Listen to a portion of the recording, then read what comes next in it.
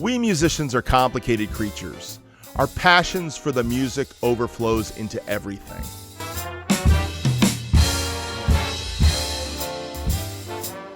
As artists, we've got a lot to talk about. So let's dive right into today's conversation.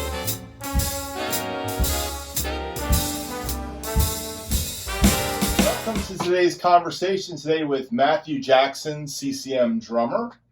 And we're at my studio here in Lake Worth, Florida. And Matthew lives in Brazil and in the United States. So we'll talk a little bit about that. And we'll talk about his CCM channel, drummer channel. So welcome to the show.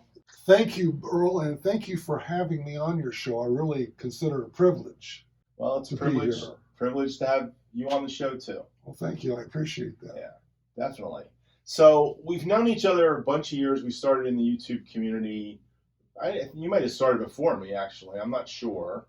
Well, I started as early as 2011, in October of 2011, but back then it was just the Matthew Jackson channel. Okay. And acquiring the identity of CCM drummer, that really didn't happen until 2017. Okay. And that's when the year we met, was in 2017, online through YouTube.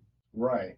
And I know you made some waves with that because you came in with defining what the CCM drummer channel is going to be. So why don't you give us your mission of what the CCM drummer channel is going to be? Well, I want to give the viewer a well-rounded entire perspective of what CCM music is about. And a lot of the criticism that you hear of CCM of today, they're really criticizing today's CCM, right? The worship music and the last 20 to 25 years of CCM. But CCM's been around for more than 50 years. Yeah. And it's those earlier, the 70s and 80s that most people don't know about. Now, you've done some history of contemporary Christian music, and that's what CCM stands for, contemporary Christian music. So you really are one of the guys that does CCM covers out there. There's another guy that does CCM covers. That's me sitting next to you. Yes. So this is why we connected in right. actuality. So that's where our touch point is. That's where we kind of come together. Right. But I think when I first met you, you were having some issues with some of the guys in the drum community about what a drum cover was. You were defining it. And that was one of your defining factors in your channel was, what is a drum cover? That is a distinctive of my channel. I'm a firm believer in playing exact because I want to maintain authenticity. Yeah, I've loosened up a little bit because 20% of the cover drummers out there think like I do, play exact lick for lick, stroke for stroke, or the other 80% probably think more like you do. Just get the feel, but, do your own little thing in the more intricate parts. And that was really the place where a lot of my YouTube friends who know me as being a guy who plays what I feel on the song and trying to get the groove of the drummer, but not going to get every note, they kind of asked me a lot of times over the last 4 years, "You're friends with Matthew Jackson?" They would say to me. I said, "Yeah, we're friends." But he doesn't like when people don't play it exact. He's made a point to let us know right. that. This is your opportunity to basically say to them what you really want to say to them is it's just a different way of thinking about making the cover. It's not really that they're doing it bad and you don't think their covers are bad. Well, back in 2017, I was of the mentality that if you don't play it exactly the way the original drummer played it, you're not really doing a true cover.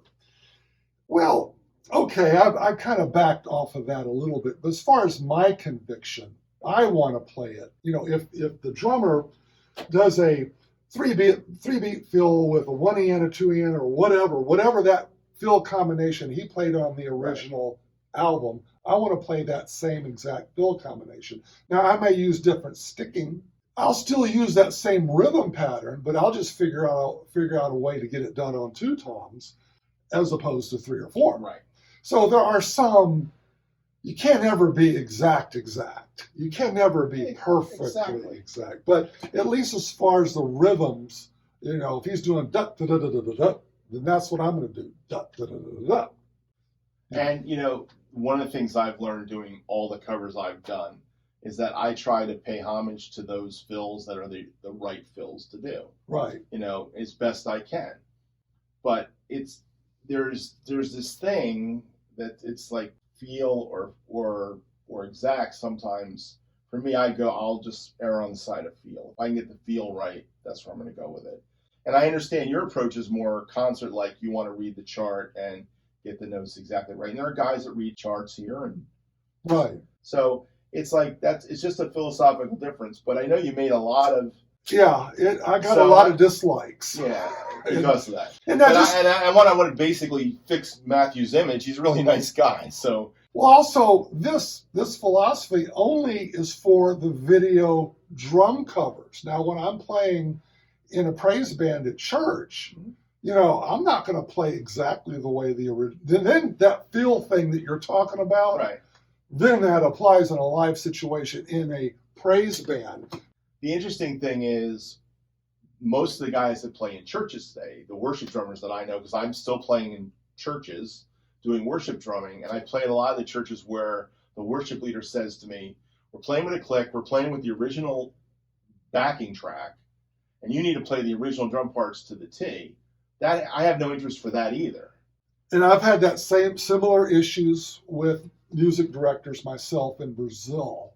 Here I'm playing in a small rinky-dink church, and the drummer that the music director wants me to emulate is playing in an auditorium, where there's different dynamics where he can actually hit those drums and not blow anybody away in the first row. Exactly. But I don't have that benefit, so I have to modify, I have to pull my strokes, and I can't always, and I try to explain to the music director, who can't speak English well, and I can't speak Portuguese well. So yeah, it's a challenge. When we talk about playing in church, there's different dynamics. Now, some of the churches in town here are huge churches. So they have you in the penalty box. I call them the penalty box. Yeah. They put you in the penalty box with all the shielding around you, microphones, and all you get is in-ear monitors, and you basically dial in your mix, and you're playing along to it. And it doesn't feel like the most dynamic situation. And when you say penalty box, you mean totally enclosed drum booth? Anywhere from totally enclosed to the screens behind. See, I don't mind. I don't really have much of a beef with just the shield. Yeah, I'm with you on that one. Because all it does is redirect the sound, and you're still in the ambience. Yeah. And you're not at the mercy of some goofy sound man. But when you're on in-ears, the ambience is different on stage than when you're using floor monitors. Okay. Yeah, so I can see that. The floor monitor thing. I'm blessed. I play at a very small little Presbyterian church right now, and we play acoustically. And there's no mics on the drums, and there's no penalty box, and there's just 2 floor monitors and 2 speakers out front in a pretty brick wooden church, and high ceilings. And I have to learn how to play the room. So I've made choices in that room. I use a very small kit. 18-inch bass drum, 14-12. Yeah, you adjust your playing and your equipment to the room that you're playing in, which is the way we did it in the 70s and even in the 80s. I mean, I put hydraulic heads on it to get that really dead sound so the toms don't really boom the room too badly. And I choose cymbals that are going to be not bright, like my Paistes don't work in the room. I love playing my Paiste cymbals, but I choose my dark Zildjians or some dark Sabians because they just work in the room. So that's a different way of looking at it. Let's go back, because this is where we really connect, is CCM music. And CCM music specifically from the 70s and the 80s. That's where we really connect. Not that we don't know the CCM music of the 90s, because I played plenty of Rich Mullins, or even the stuff that's now considered CCM. But we really connected on the 70s and the 80s, when the beginning of the birthplace of CCM. We both came to the Lord at similar times in our life and had similar experiences of being in churches and around ministries that were doing, using Christian music as part of the ministry. So let's talk about CCM music. Let's talk about the bands that inspired you early on. So where does your CCM journey start? In June of 77, I rededicated my life to Christ and became an evangelical Christian. Right. The following fall semester, I enrolled in a Bible school called Agape Force Training Institute. It was located in East Texas. That whole East Texas area became an enclave of Christian artists because Keith Green's ministry moved out there in like 78. Mm-hmm. Second Chapter of Acts moved out there in, I think, 80. But you had Dallas Home, Barry McGuire, Silverwind. So there was a whole enclave, and I saw these artists and talked to them and played with some of them. And I was I was assigned to be on a Christian music team for a year as a part of my Bible study training. They knew you were a drummer. They decided to. Yeah, they said, well, this guy's a drummer. Let's use his talent. Then I learned that when we play music, we don't just play it just to entertain. Now, we acknowledge, yeah, we're going to entertain these folks with our music, and we want to play some good jamming tunes. No question. But we're not going to just entertain them, and that's it. We're going to put some kind of ministry bearing or ministry focus on our presentation. And so let's stop and talk about that for a second. Because that was the theme of early Christian music. It was very evangelical in nature. Mm-hmm. It was very much delivering the message of Jesus loves you. Right. That was probably the most basic message of, that's why, John 3:16 to this day is still something you find in football games, For God so loved the world that he gave his only begotten son. If we will believe in him, we'll have life everlasting, That's John 3:16 for those of you who don't know it. I think I quoted it properly. You might close enough for Jazz or for Earl's YouTube channel. Conceptually, you hit it on the nail. Right. So that was the message, bringing people to a saving knowledge of Christ and getting them to actually receive Jesus the way we understood receiving Jesus at that point was the idea of a Christian band. You would go out, you would sing your songs, then you would have ministry time at the end, and somebody would have an altar call, etc. That's what I was a part of early on. Yeah. And the ministry value varied from artist to artist. Right. Some artists were better at presenting the gospel and challenging people to become Christians, like Keith Green, Second Chapter of Acts comes to mind. They were like the top drawer. I mean, they really knew how to minister and entertain. Others would maybe share their testimony, but maybe not give an altar call, but say, hey, look, I'm a Christian and here's what God's done in my life, like Joe English did. Okay. Right. And Joe English is kind of the second wave of that. Right. I wouldn't consider him the first wave. He kind of came to Christ somewhere in the late 70s. Right. When he did his first album. So that brings us back. Let's go historically back to the 70s and the early 80s, where the church was having a hard time with this new CCM music. Right. There was a real tough time the church was having. The church was basically going, we got these kids, they love Jesus, they want to be in our church, but they don't dress like us, they don't look like us, they want to come in with bare feet, and they want to wear sandals. Or T-shirts and shorts, and they really don't. They should be dressed in their Sunday best, and there's a problem here. We got to teach them the right thing, and the cultural shift of the music was not helping that butting of heads, which was started really there. The Jesus people were ex-hippies. Exactly. The Lord delivered many of them from their drug problems. They realized that this free love business wasn't at all as free as they thought it was. Right. The Lord really delivered them and changed their lives. But if you expect them to get haircuts and put on a business suit and sing from a hymnal, I'm sorry. They weren't there. That's not going to happen, or it didn't happen. And then all of a sudden, the second wave kind of hit. And I think the second wave I always consider to be kind of the Amy Grant era, was started moving into the 80s. Amy Grant and Michael W. Smith and Sandy Patty. But in the 90s, Stephen Curtis Chapman. And he was up and coming in the late 80s, but really he hit full stride and hit his peak in the 90s. Yeah, and that's when it was that's the third wave of CCM, before we get to the worship wave in the 2000s. Worship wave. That's one way to put it. Well, it is pretty much what happened. Yeah. It kind of changed from it being CCM being different than church music to CCM becoming church music. And back then, praise and worship and CCM were two different deals. Praise and worship was more vertical, the kind of stuff that you would sing in church. Right. But the vast majority of CCM music at that time talked about everyday life, what the Lord's doing in your life, maybe an experience you had in traffic or at work or whatever. It was more horizontal and stuff that you could relate to. From the year 2000 on, that's when praise and worship and CCM, or you could just say CCM, evolved into worship. I don't think the praise and old time praise and worship music evolved into the modern day worship as we know it. I think it came more from CCM. So what were some of the artists that inspired you to want to cover them on your channel? Well, I think it was just the artists that I listened to in the 70s and 80s that I connected with, like Michael Omartian, Second Chapter of Acts. I've covered 3 of their songs. I've covered one of Michael's songs. Michael is hard to cover. Yeah. He is not easy, especially if you want to cover exact like I do. I think, and that's kind of a defining factor for that period too. Yeah. Was that you did have the innocence. You did have some people that just came to Jesus and just started singing and doing it like Second Chapter of Acts.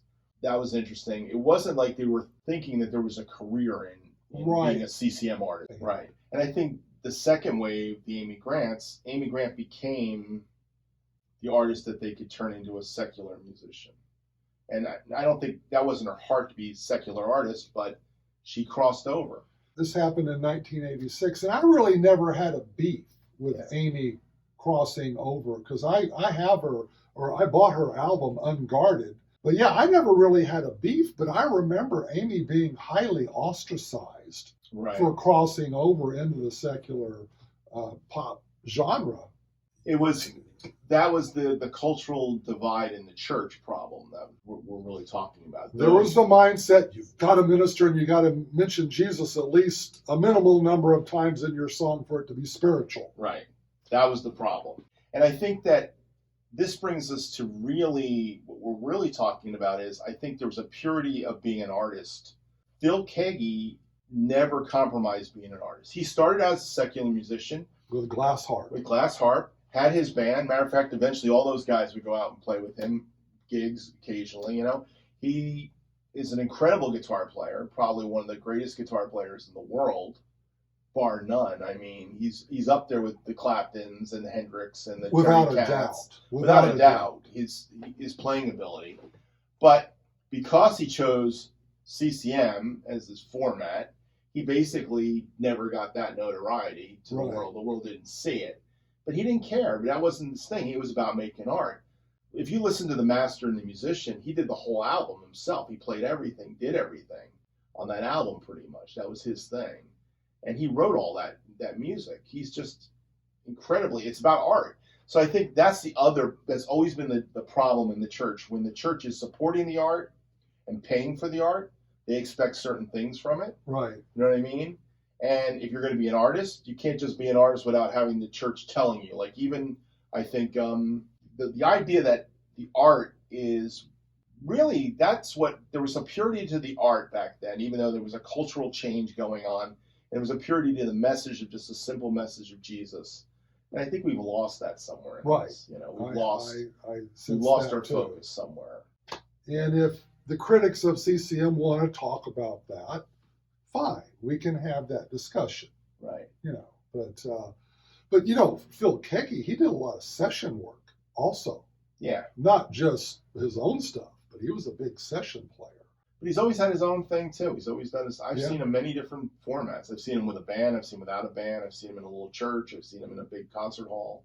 The Second Chapter of Acts, Keith, Randy Stonehill, Mardian, Phil Keaggy, those guys all knew each other and worked on each other's projects. Definitely. I mean, Love Broke Through. Wasn't that written by Stonehill and Keith Green? Pretty sure it was Keith Green. The same thing with the Easter song, Second Chapter of Acts did it.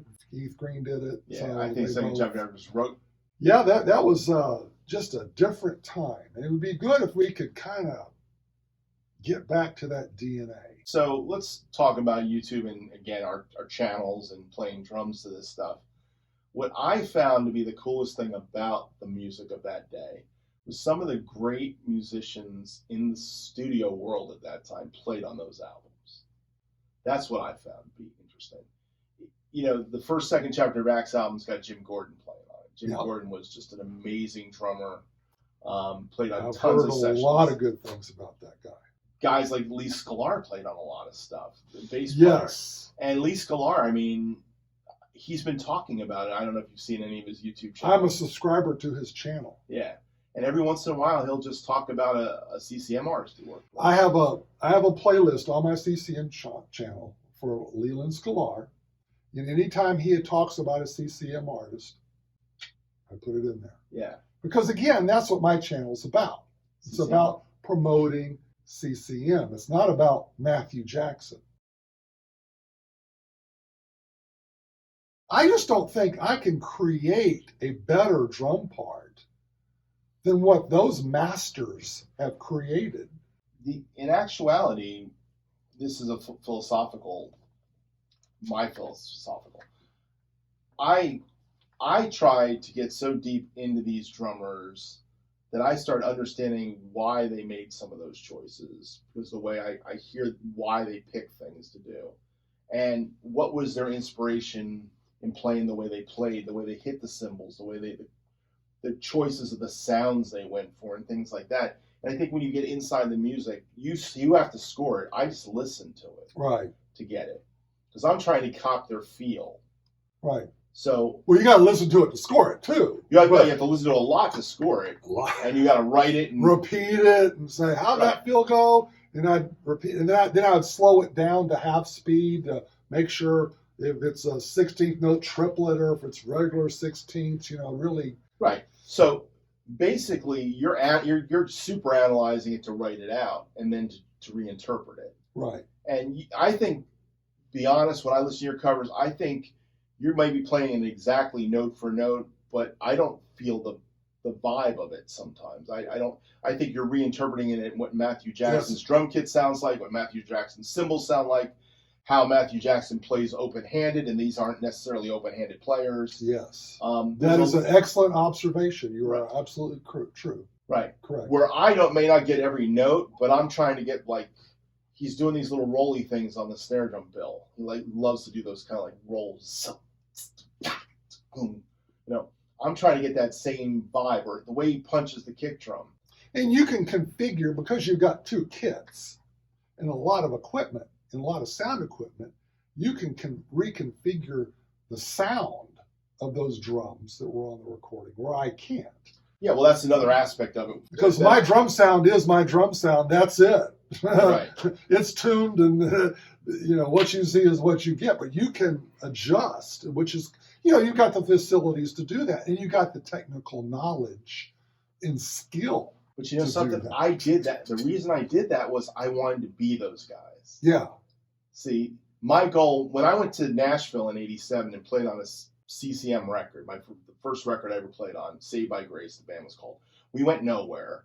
That's a mark. That was a marker for me. And I didn't make the whole album. I mean, John Hammond, the famous session drummer, came in and did it, who plays with Amy Grant. Those guys, I wanted to be those guys. When I sat next to John, I watched John Hammond record my album.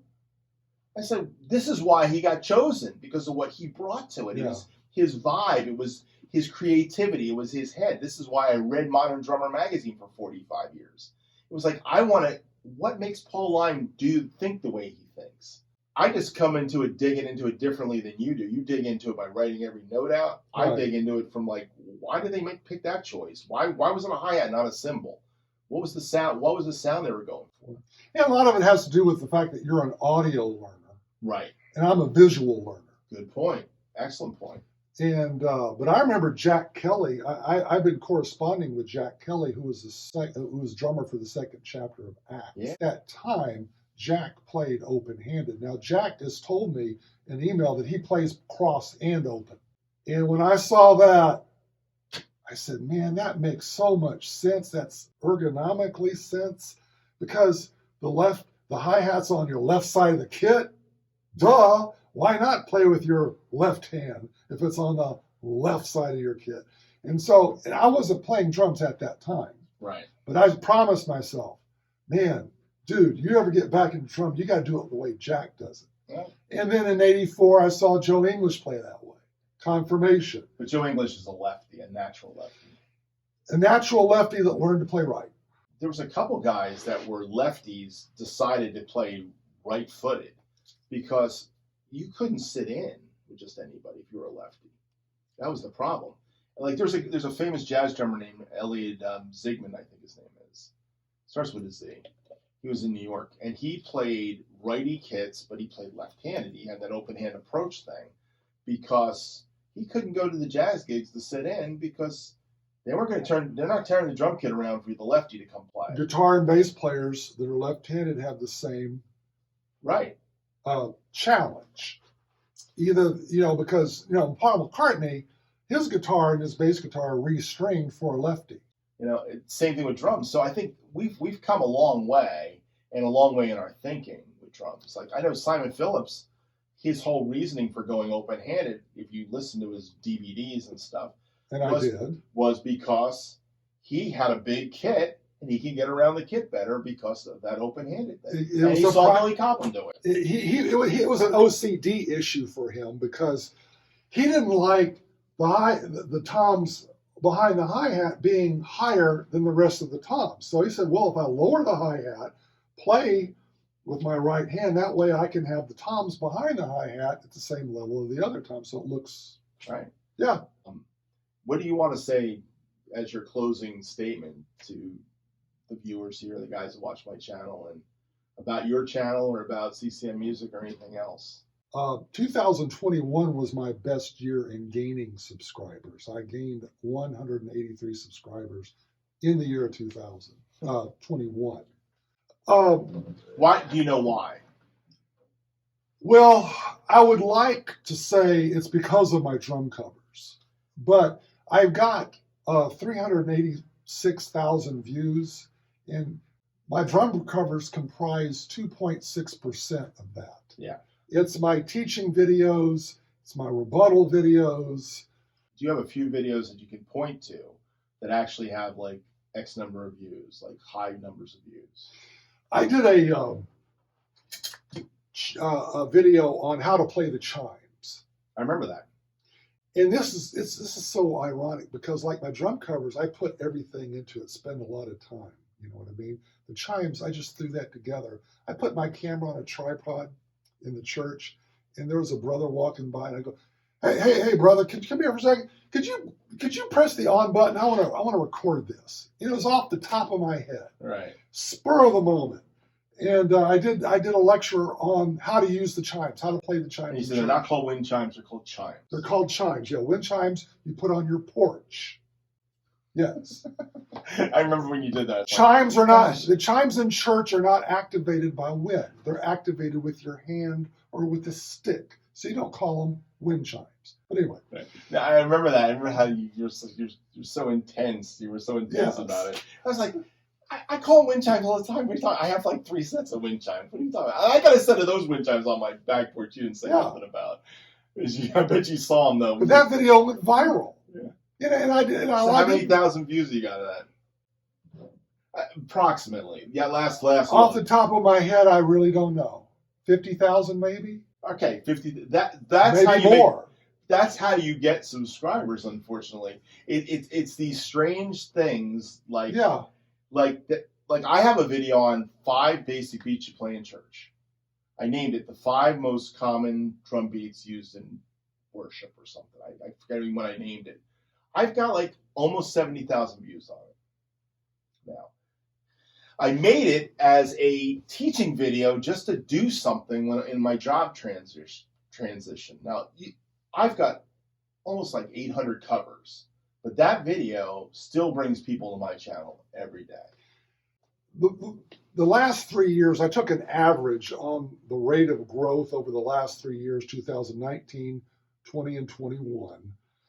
And it looks like I'll probably reach 1,000. If my channel keeps growing at the rate that it has been over the past 3 years, I'll probably reach 1,000 subs and be able to monetize somewhere in the first or second quarter of 2024.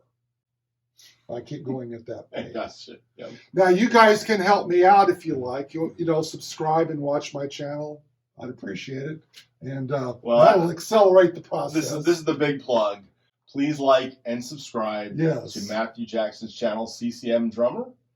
I've had a lot of fun with you today talking about likewise drums and CCM music. It's been a pleasure.